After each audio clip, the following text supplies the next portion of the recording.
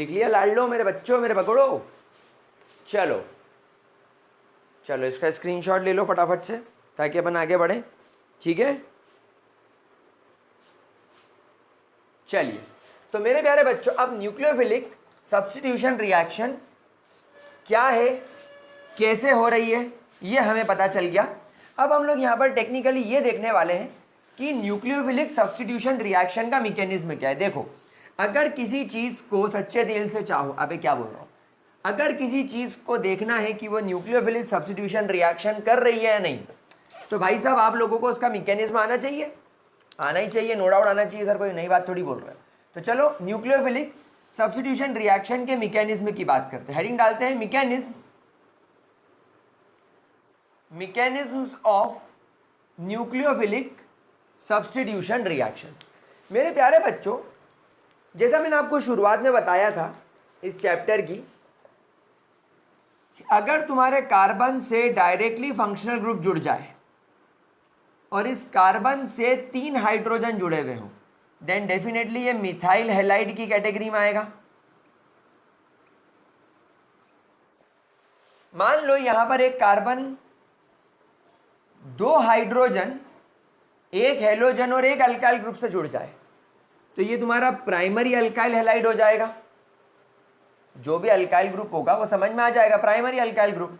मान लो तुम्हारा कार्बन अब 1 नहीं 2 अल्काइल ग्रुप, 1 हाइड्रोजन और 1 हेलोजन से जुड़ जाए, तो ये सेकेंडरी की कैटेगरी में आ जाएगा।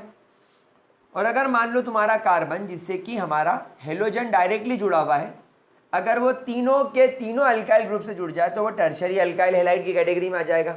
सो भैया अल्काइल हैलाइड तो 4 टाइप के हो रहे हैं, तो क्या चारों टाइप के अल्काइल हैलाइड जो न्यूक्लियोफिलिक सब्स्टिट्यूशन रिएक्शन कर रहे हैं उनका एक ही मैकेनिज्म होगा? नहीं। So depending upon the type of alkyl halide हमें 2 प्रकार के मैकेनिज्म पढ़ने हैं। मैंने बहुत इंपॉर्टेंट बात बोली है, depending upon the type of alkyl halide हमें 2 प्रकार के मैकेनिज्म पढ़ने हैं। सबसे पहला मैकेनिज्म जो मैं तुम्हें पढ़ाने वाला हूं वो है SN2 मैकेनिज्म। क्या बोला जाता है इसे? SN2 mechanism. अब सर ये SN2 का मतलब क्या है? थोड़ा सा केमिकल काइनेटिक्स का आइडिया देना चाहूँगा। वैसे तो टर्म 1 में नहीं आ रहा है, पर मैंने पढ़ा दिया था, एक टॉपिक उसका छोटा सा बचा हुआ है, वो अपन कर लेंगे, लेकिन यूजुअली मैंने करा दिया था। सो SN2 का मतलब होता है nucleophilic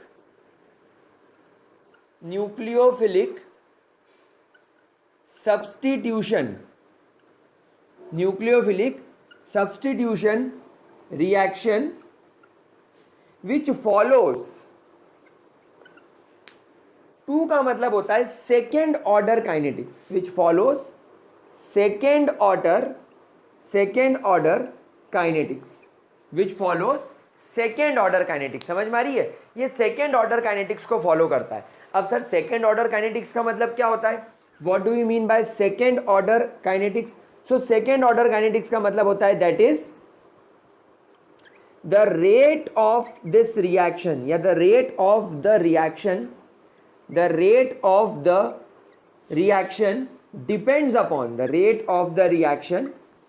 depends upon both the reactant। इसका मतलब जो तुम्हारा रिएक्टेंट है, मतलब जो तुम्हारा अल्काइल हैलाइड है और जो सामने से न्यूक्लियोफाइल आ रहा है, इन दोनों के ऊपर रेट ऑफ रिएक्शन डिपेंड करेगा। अगर इन दोनों में से किसी की भी मात्रा कम होगी तो रेट ऑफ रिएक्शन भी कम हो जाएगा। इन दोनों में से किसी की भी मात्रा बढ़ गई तो रेट ऑफ रिएक्शन बढ़ जाएगा। समझ रहे हो? तो रेट ऑफ रिएक्शन इन दोनों के ऊपर डिपेंड करेगा। एक इंपॉर्टेंट बात और ध्यान रखने वाली रिएक्शन होती है that there is no intermediate formed in this reaction. मतलब कि इस प्रकार की केमिकल रिएक्शन में दोनों रिएक्टेंट आमने सामने आते हैं, टकराते हैं, रिएक्शन करते हैं और सीधा प्रोडक्ट बनाते हैं। बीच में बिचौलिया प्रोडक्ट बनने की कोई रिक्वायरमेंट नहीं है। बीच में किसी भी प्रकार का कोई भी इंटरमीडिएट प्रोडक्ट नहीं बनेगा। जैसे हम देखते हैं ना, जैसे ए और बी की रिएक्शन करी तो पहले सी बना, फिर सी के टूटने से फाइनली डी और ई बना। तो ये जो इंटरमीडिएट बना है, ऐसा कोई इंटरमीडिएट फॉर्म नहीं होता, डायरेक्टली आपको आपका प्रोडक्ट मिल जाता है। एंड खास बात ये होती है, ये सिंगल स्टेप रिएक्शन होती है। तभी तो मैंने आपको बोला सिंगल स्टेप होने का मतलब है कि बीच में कोई इंटरमीडिएट नहीं बनेगा, अदरवाइज ए और बी रिएक्ट करे, सी बना, फिर सी के बाद डी प्लस ई बना, तो ये 2 स्टेप में हो गई ना, इसीलिए इंटरमीडिएट नहीं बनेगा। अगर इंटरमीडिएट बना तो फिर स्टेप बदल जाएगी। तो ये तुम्हारे SN2 मैकेनिज्म की कुछ बेसिक बातें हो गई। अब बेसिकली ये रिएक्शन का मैकेनिज्म क्या है सर, ये तो थ्योरी हो गई।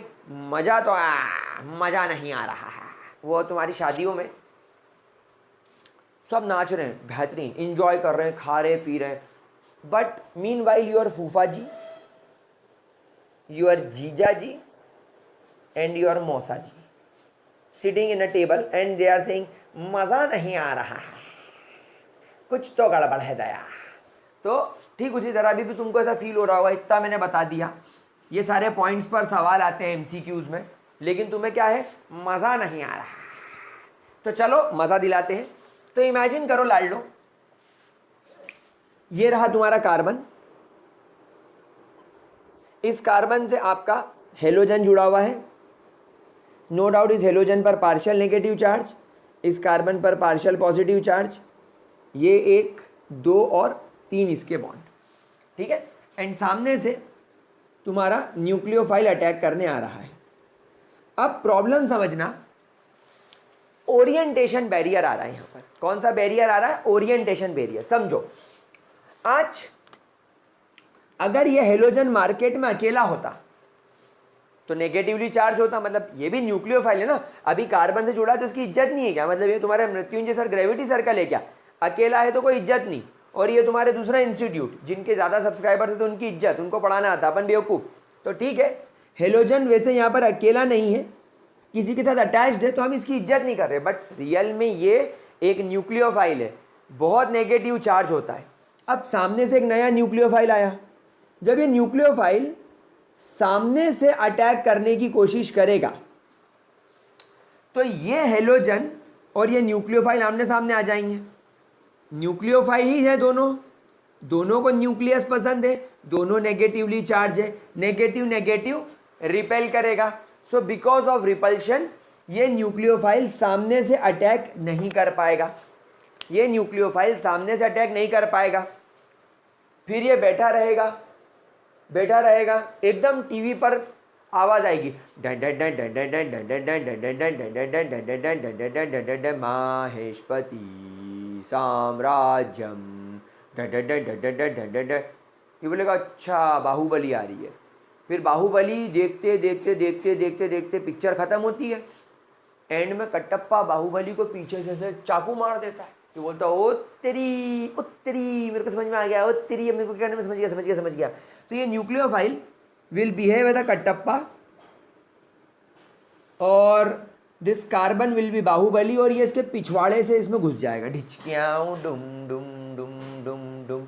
समझ गए क्या हुआ, पिछवाड़े से घुस गया। जैसे ये पिछवाड़े से घुसा, आपको करंट सिचुएशन कुछ ऐसी दिखाई देने लगी।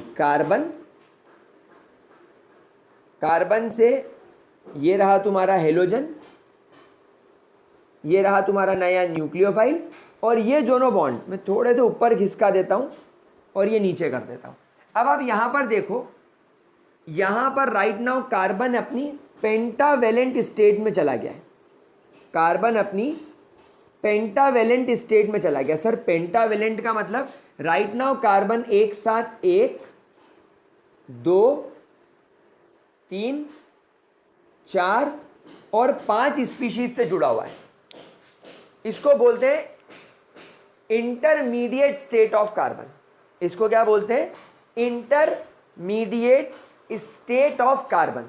ये एक इंटरमीडिएट स्टेट है। लेकिन मेरे प्यारे बच्चों, आप लोग सब जानते हो कि पेंटावेलेंट स्टेट में तो ये हाईली अनस्टेबल होता है, ये हाईली अनस्टेबल होता है। अब ये कार्बन देखेगा कि मेरे को इन दोनों में से किसको अपने पास रखना है।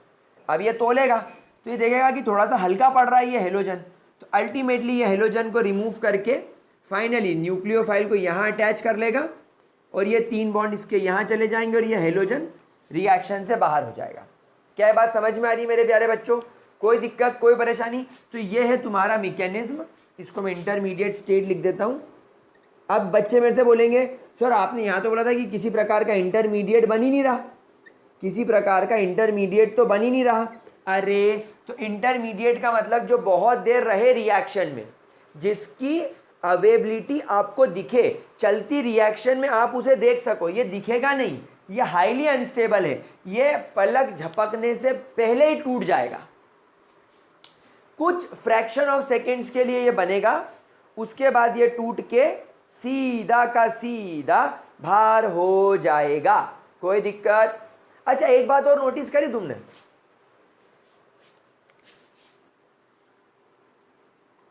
लेट्स से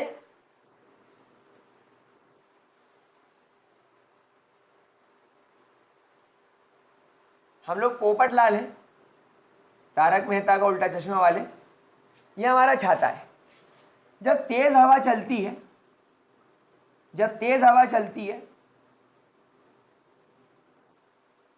तो ये छाता शायद उल्टा हो जाता है। कितनों ने चीज देखी होते हुए? जब तेज हवा चलेगी, जब तेज हवा चलेगी तो ये छाता इन्वर्स हो जाएगा। तो आप यहां पर इसको देखो, यहां पर तुम्हारा nucleophile is currently on the right side, लेकिन यहां देखो जो तुम्हारा नया nucleophile attached it is on the left side. तो यहां पर ध्यान रखना, it is also observed, it is also observed that the product is inversed as compared to the reactant। यानी रिएक्टेंट के कंपैरिजन में तुम्हारा जो प्रोडक्ट है, तुम्हारा प्रोडक्ट इन्वर्स्ड हो गया। क्या ये बात समझ में आ गई मेरे प्यारे बच्चों? कोई दिक्कत, कोई परेशानी? पक्की बात? क्या आप 100% श्योर है? पक्का? अच्छा एक इंपॉर्टेंट बात मैं और बता देता हूं। ये 2 लोगों के नाम याद कर लो जिन्हें तुम्हारी जिंदगी बर्बाद करी। एक तो तुम्हारे एडवर्ड ह्यूग्स, मैं इसको बचपन में हगीज पढ़ता था, HUGHES, हगीज, बट ये Hughes, Edward Hughes and Christopher Nolan नहीं, एंड क्रिस्टोफर इनगोल्ड, ये दोनों प्राणियों ने SN2 mechanism for the first time observe किया था। They basically proposed this SN2 mechanism. इन दोनों ने ही आपको इस SN2 मैकेनिज्म के बारे में कंप्लीट इंफॉर्मेशन दी है। चलो इसको नोट करो लाल लो मेरे बच्चों, मेरे बकुड़ो, जल्दी नोट करो।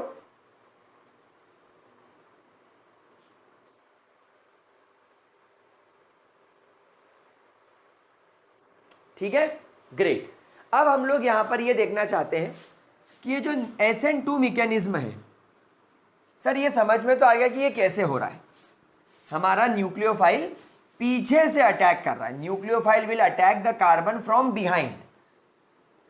और ये पीछे से क्यों अटैक कर रहा है? क्योंकि ये चाहता है कि जो ऑलरेडी अटैच्ड हेलोजन है वो इसको रिपेल ना करे। In order to avoid repulsion, orientation barrier को, ओरिएंटेशन मतलब अगर दोनों आमने सामने आ गए तो रिपेल करेंगे। तो ये न्यूक्लियोफाइल ऐसे जाके यहाँ से या यहाँ से घुसने की कोशिश कर रहा है। अब मैं यहाँ पर देखता हूँ कि मेरे पास में यहाँ पर एक कार्बन है, इससे एक हेलोजन जुड़ा है, इससे एक हाइड्रोजन जुड़ा है। ये तुम्हारा मिथाइल हो गया। फिर मेरे पास में एक कार्बन है, एक हेलोजन, 2 हाइड्रोजन और एक अल्काइल ग्रुप है, ये तुम्हारा प्राइमरी हो गया। फिर तुम्हारा carbon, hydrogen and 2 alkyl group और एक हेलोजन, ये तुम्हारा सेकेंडरी हो गया। फिर तुम्हारा R dash, R double dash and halogen, ये तुम्हारा टर्शरी हो गया। ये तुम्हारा टर्शरी अल्काइल हैलाइड हो गया, ये तुम्हारा सेकेंडरी अल्काइल हैलाइड हो गया, ये तुम्हारा प्राइमरी अल्काइल हैलाइड हो गया एंड ये तुम्हारा मिथाइल हैलाइड हो गया। ठीक है, अब हमें यहाँ पर देखना है कि कौन सा टाइप का अल्काइल हैलाइड एकदम फास्ट रिएक्शन करेगा न्यूक्लियोफाइल के साथ। तो सबसे पहले आप एक बात देखो, इस पर partial negative partial positive, partial negative partial positive, partial negative partial positive, partial negative and partial positive कर दिया। अब देखो जब न्यूक्लियोफाइल आएगा तो बेटा न्यूक्लियोफाइल एक नेगेटिवली चार्ज स्पीशीज है, तो न्यूक्लियोफाइल का अपना खुद का एक कुछ इलेक्ट्रॉन क्लाउड होगा। इमेजिन करो ये OH है, तो देखो ऑक्सीजन, ऑक्सीजन के वैलेंस शेल में इस तरीके के इलेक्ट्रॉन्स होंगे, इस तरीके के इलेक्ट्रॉन्स होंगे। क्या बात समझ में आ रही है आप लोगों को? अब यहां पर आप देखो ये ऑक्सीजन का इलेक्ट्रॉन क्लाउड और ये हाइड्रोजन का इलेक्ट्रॉन क्लाउड। तो आप देखो OH का ये इलेक्ट्रॉन जो वैलेंस शेल के इलेक्ट्रॉन है वो कुछ इस प्रकार घूम रहे होंगे, तो ये OH का इलेक्ट्रॉन क्लाउड है, देखो कितना बड़ा है ना। अब ये बड़ा इलेक्ट्रॉन क्लाउड वाला न्यूक्लियोफाइल इस कार्बन पर अटैक करने की कोशिश कर रहा है, लेकिन वो देख रहा है कि यार ये हेलोजन का भी अपना खुद का एक बड़ा सा इलेक्ट्रॉन क्लाउड है, ये हेलोजन का अपना खुद का एक इलेक्ट्रॉन क्लाउड है। इनफैक्ट जितना बड़ा हेलोजन हो जाएगा उतनी तकलीफ आएगी। तो अब ये देख रहा है कि यार ये हाइड्रोजन के पास में तो एक ही इलेक्ट्रॉन होता है, तो ये हाइड्रोजन का इलेक्ट्रॉन क्लाउड छोटा है, ये हाइड्रोजन का इलेक्ट्रॉन क्लाउड छोटा है और ये हाइड्रोजन का भी इलेक्ट्रॉन क्लाउड छोटा है। तो आप देखो पिछवाड़े में कार्बन के बहुत जगह है, तो ये न्यूक्लियोफाइल जाएगा और किसी भी पिछवाड़े से घुसने की कोशिश करेगा, इजी पड़ जाएगा इसके लिए। अब एक न्यूक्लियोफाइल यहां आया, ये न्यूक्लियोफाइल का भी आप देखो अपना इलेक्ट्रॉन क्लाउड बना देता हूं मैं, ये हेलोजन का भी आपको अपना इलेक्ट्रॉन क्लाउड दिखाई दे रहा होगा। अब यहां देखो एक अल्काइल ग्रुप के आने की वजह से ये अल्काइल ग्रुप का भी एक बड़ा सा इलेक्ट्रॉन क्लाउड होगा। भाई अल्काइल ग्रुप के जैसे मान लो CH3 है, CH3, तो देखो ये कार्बन का अपना खुद का एक इलेक्ट्रॉन क्लाउड होगा, ये कार्बन का अपना खुद का एक इलेक्ट्रॉन क्लाउड होगा, ये देखो बड़ा सा। फिर ये तुम्हारे H, ये तुम्हारे H और ये तुम्हारे H का इलेक्ट्रॉन क्लाउड होगा, और ये ऑलरेडी किसी से जुड़ा हुआ होगा, तो देखो ये भी एक बड़ा इलेक्ट्रॉन क्लाउड वाला स्पीशीज हो गया। तो अब ये कार्बन के पीछे जो अल्काइल ग्रुप लगा हुआ है इसका इलेक्ट्रॉन क्लाउड बड़ा हो गया, तो अभी न्यूक्लियोफाइल थोड़ी सी तकलीफ ज़रूर फील करेगा, पर स्टिल इसके पास में जगह है घुस के अटैक करने की, कोई परेशानी नहीं है। लेकिन जब आप यहाँ ऑब्जर्व करोगे तो एक अल्काइल ग्रुप यहाँ आ गया, एक हाइड्रोजन यहाँ आ गया, एक अल्काइल ग्रुप यहाँ आ गया, एक हेलोजन यहाँ आ गया। अब आप देखो टेक्निकली इस कार्बन को आगे से हेलोजन और पीछे से अल्काइल ग्रुप ने कवर कर रखा है।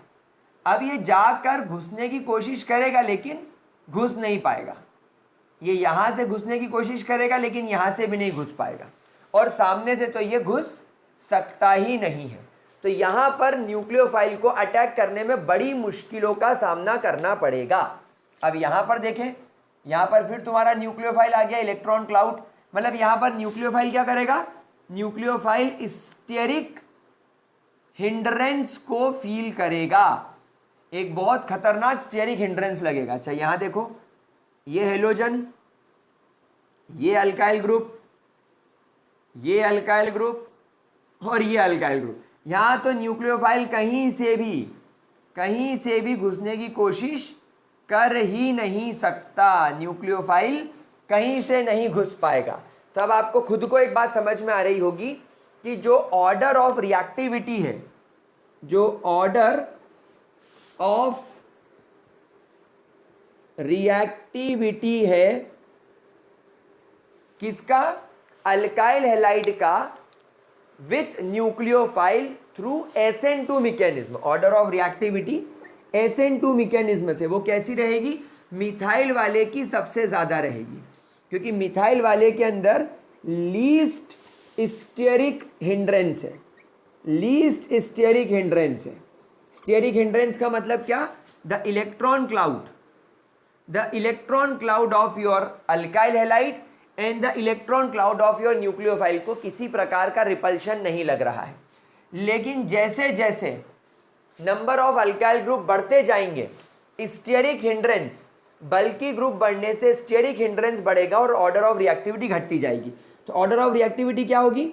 सबसे ज्यादा रिएक्टिव तुम्हारे मिथाइल हैलाइड्स होंगे, फिर प्राइमरी, फिर सेकेंडरी और फिर टर्शरी। इनफैक्ट एक बात ध्यान रखना, secondary and tertiary in fact they do not react, they do not show SN2 mechanism. सीधी बात, खत्म खेल। समझ गए लाडलो? अरे कितना इजी था यार मेरे बच्चों, मेरा बकुड़ो यार, अल्ले यार क्या यार, गुलू गुलू गुलू गुलू बच्चों यार। चलो लिखो इसको, फिर अपन आगे बढ़ते हैं, चलें आगे। तो ये हो गया तुम्हारा SN2 मैकेनिज्म। चलो जल्दी नोट करो, स्टेरिक हिंड्रेंस की वजह से ये होता है। स्टेरिक हिंड्रेंस का मतलब the repulsion between the electron cloud of the alkyl halide and the nucleophile. इतना आप खुद लिख सकते हो, है ना? इतना डिपेंडेंसी मत शो करो कि सर सब चीज आप लिख के दो। नहीं, हाँ मैं ऐसा नहीं करूंगा, मैं ऐसा नहीं करूंगा, क्योंकि पानी का रंग देख के अखियां जो हंजू रुल दे। समझ रहे हो? नहीं समझ रहे? समझा? ठीक है बकुड़ो। चलिए अब हम सेकेंड मैकेनिज्म की तरफ चलते हैं, that is SN1 mechanisms. SN1 mechanism क्या सीखेंगे गुलगुलो? बकुड़ो SN1 मैकेनिज्म। अब SN1 क्या होता है चिचे जी? SN1 का मतलब होता है nucleophilic substitution, nucleophilic substitution reaction.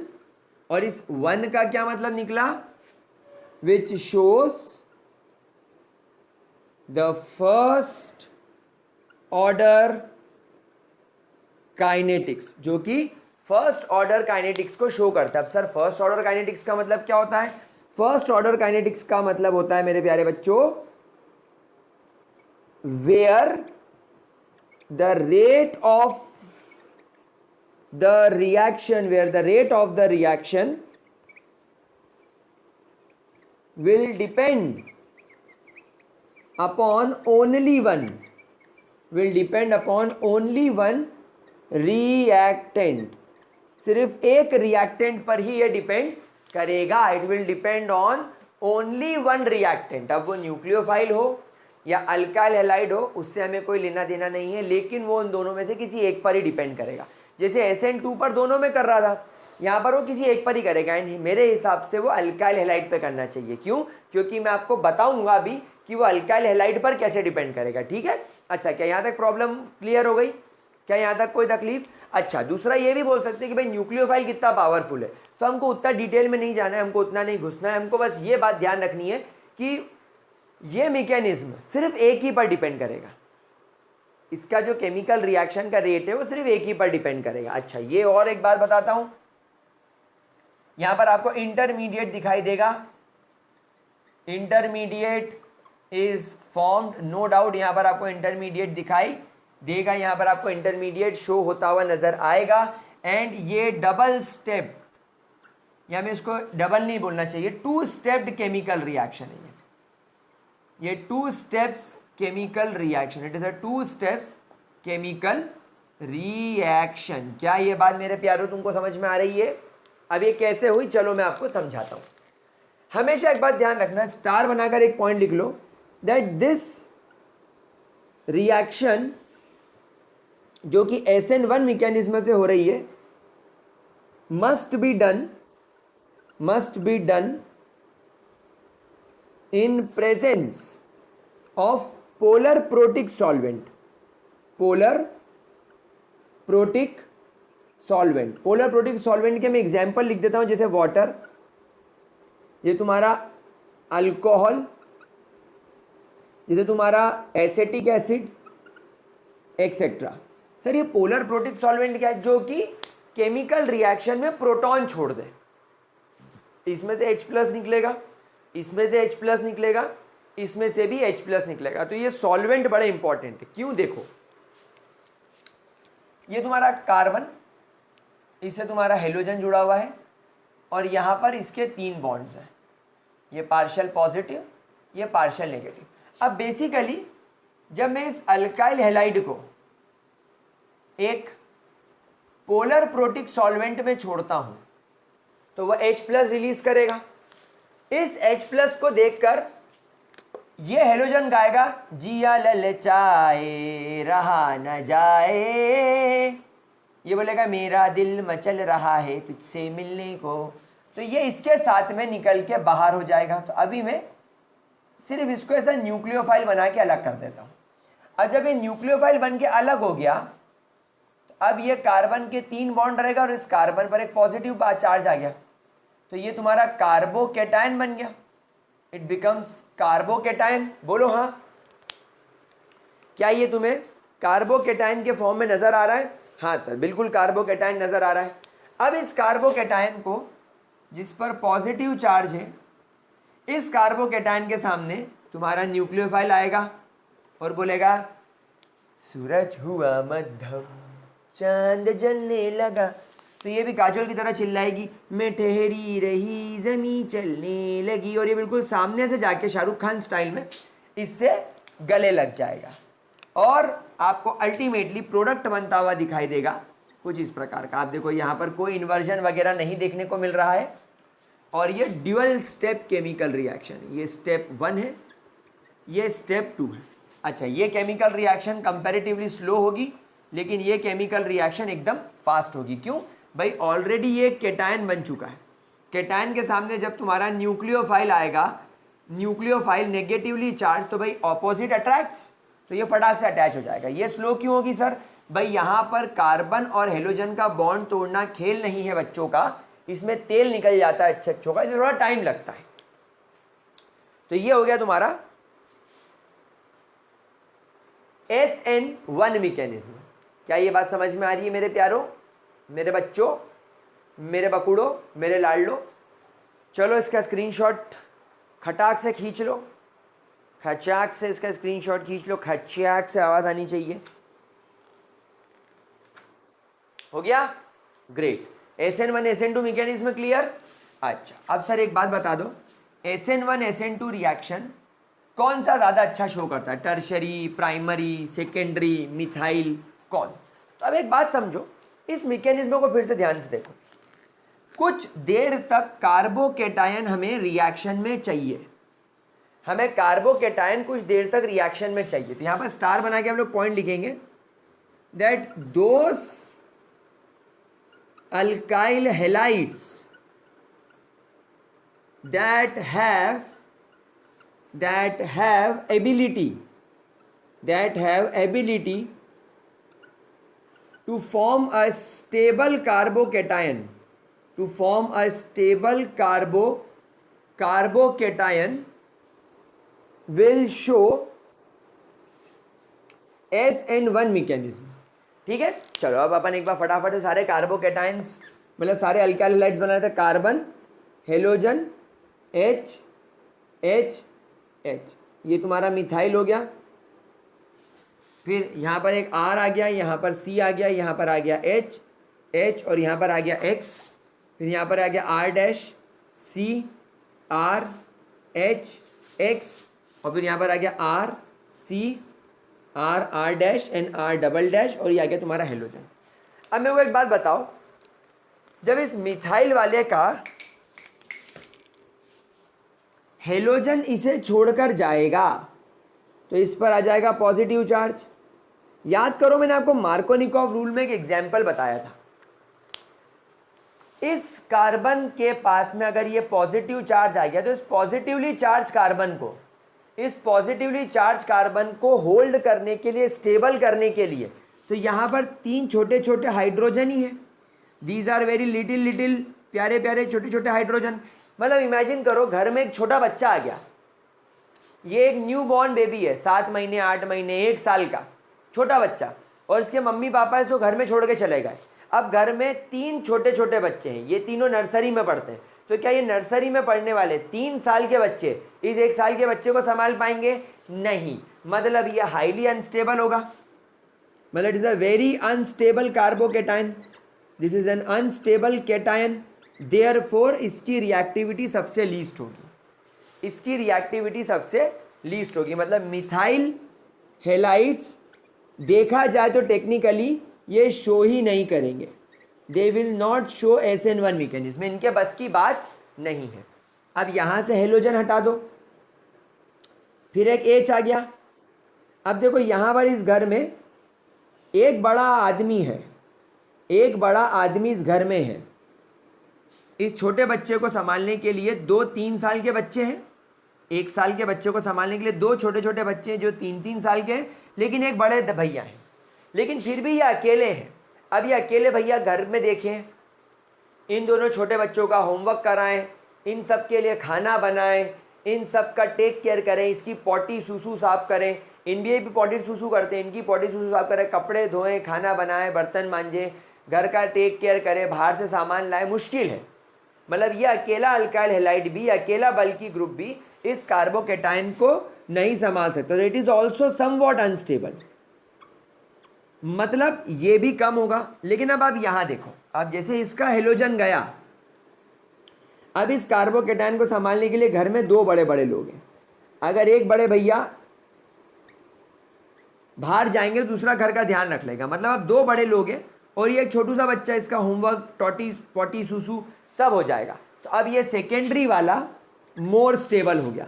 और जब मैं टर्शरी की तरफ जाता हूं तो अब आप देखो, जब ये हेलोजन छोड़ के जाएगा तो इस कार्बोकेटाइन को स्टेबल करने के लिए 3 बड़े बड़े अल्काइल ग्रुप मौजूद हैं।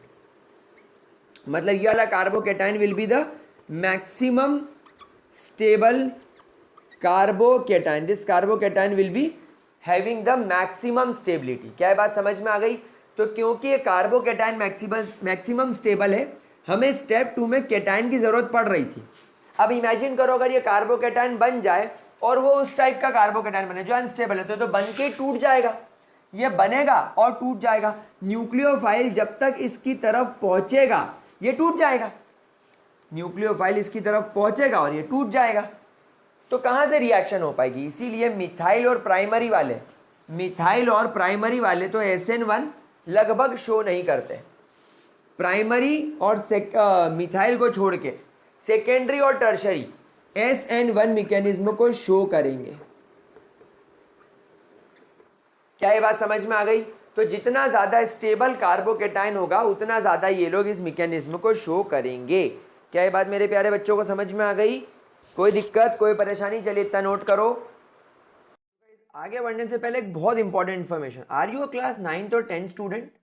क्या आप सच में IIT नीट या ओलंपियाड्स के लिए प्रिपेयर कर रहे हो? अगर हाँ तो गाइस अनअकैडमी पर आ चुका है एक बहुत शानदार टेस्ट जिसे बोला जाता है अनअकैडमी कॉम्बैट। 3 अक्टूबर को दोपहर 1 बजे ये होने वाला है। आज ही रजिस्टर कराएं, रजिस्ट्रेशन गाइस फ्री है। आप लोगों का ये test will be a biggest scholarship ever for the class 9th and 10th student जो कि आज से ही अपना फाउंडेशन प्रिपेयर करना चाहते हैं for IIT, JEE, NEET, NTSC, olympiad जैसे एग्जाम्स के लिए। गाइस स्कॉलरशिप पूल आप देख सकते हैं 10 लाख रुपए तक का है। जिन बच्चों के पास में एंड्रॉइड ऐप अनअकैडमी का है उन्हीं लोगों के लिए ये एप्लीकेबल है। 3 अक्टूबर को होने वाला है। गाइस आपको जब इस कोर्स के लिए आप एनरोल करेंगे, आप कोड यूज करेंगे MPYT, the code will be MPYT। इस कोर्स में जो 1st to 3rd रैंक वाले स्टूडेंट्स हैं उन्हें 1 ईयर का अनअकैडमी फ्री सब्सक्रिप्शन मिलेगा। 4 to 10th रैंक वालों को 75% सब्सक्रिप्शन मिलेगा, मतलब फीस पर 75% ऑफ मिलेगा।